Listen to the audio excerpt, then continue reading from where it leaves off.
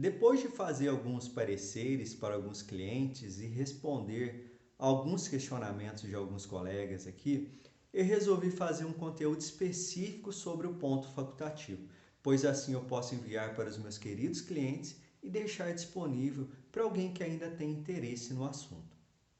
Vamos lá. Ponto facultativo. O ponto facultativo é o assunto mais pesquisado na internet nesse final de semana, por incrível que pareça. O ponto facultativo nada mais é que uma discricionariedade da administração pública para com seus servidores. Discricionariedade que é a tomada de uma decisão pelo administrador público diante de situações momentâneas que visem uma melhor opção da administração para o Estado ou para o município, enfim, para a coletividade que vive nele. Como regra, essa decisão não obriga o setor privado, que pode ou não observar esse ponto facultativo, ou seja, é uma faculdade para o setor privado.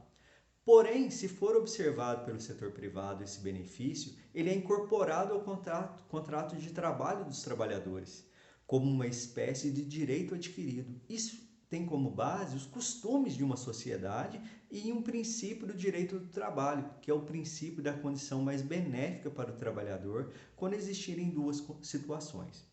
Agora, em 2021, muitos municípios e alguns estados suspenderam o ponto facultativo no período de carnaval. Tudo isso em decorrência da pandemia. Mas qual deve ser o meu procedimento como proprietário e eu, como empregado, como devo me posicionar? Nós temos que ter em mente que algumas situações podem ocorrer e dentro dessas situações é que eu vou poder me posicionar.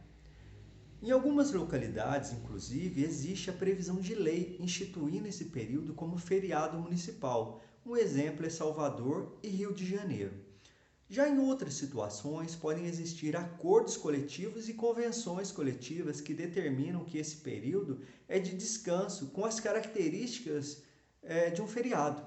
E o ponto facultativo determinado pela administração pública não interfere em nada, pois aqui o que vai prevalecer é a lei. E se for trabalhado, esse dia deve ser pago com adicional de 100% ou compensado em outro dia. Nas hipóteses de não existir uma regulamentação como uma lei ou uma norma coletiva e o poder público vir a suspender o seu ponto facultativo, como regra, o empregador, que já não era obrigado a observar essa suspensão pela administração, mas o fazia como um costume usual, como cautela deve considerar o que eu vou aprofundar aqui agora. Se estivéssemos diante de uma situação de normalidade, nós deveríamos verificar os contratos de trabalho que já estavam com uma vigência de mais de um ano e os novos contratos de trabalho. Pois nos contratos de trabalho de longa duração, onde os trabalhadores já haviam se beneficiado dessa suspensão em outros anos, eles teriam uma espécie de direito adquirido. E em decorrência do princípio da norma mais benéfica e dos costumes usuais, esses trabalhadores deveriam ter tido e observado o repouso nesses dias. Já os contratos de trabalho mais novos, onde os trabalhadores não houvessem usufruído desse benefício, esse descanso, não haveria necessidade de observância e eles poderiam trabalhar normalmente.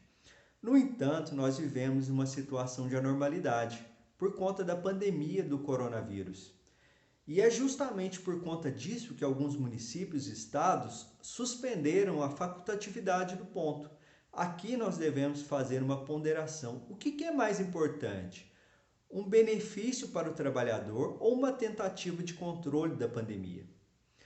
Diante desse caos que tem se instalado, dos prejuízos do mercado de trabalho, do elevado número de dispensas, de empresas que têm encerrado suas atividades, qual que deve ser o nosso posicionamento?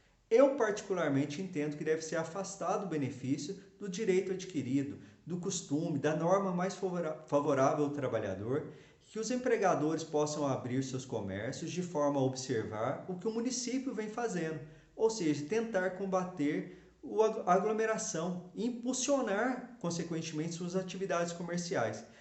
Para mitigar, diminuir eventuais questionamentos na justiça e suas consequências, o que pode ser feito em relação à terça-feira, que apesar de não constar no calendário oficial de feriados, é tida por muitos como se fosse, Caso haja o trabalho nesse dia, que seja concedido um dia de descanso no decorrer da próxima semana, ou mesmo incluído num banco de horas ou uma compensação de dias que tenha ocorrido a suspensão do contrato por uma eventualidade. Enfim, são situações que vão ser resolvidas no caso concreto daqui para frente. Mas diante dessas ponderações, dessa reflexão que eu trouxe aqui, o empregador e o empregado podem chegar a um consenso e decidir: posso abrir, não posso, devo trabalhar, não devo. O que deve prevalecer aqui é o bom senso.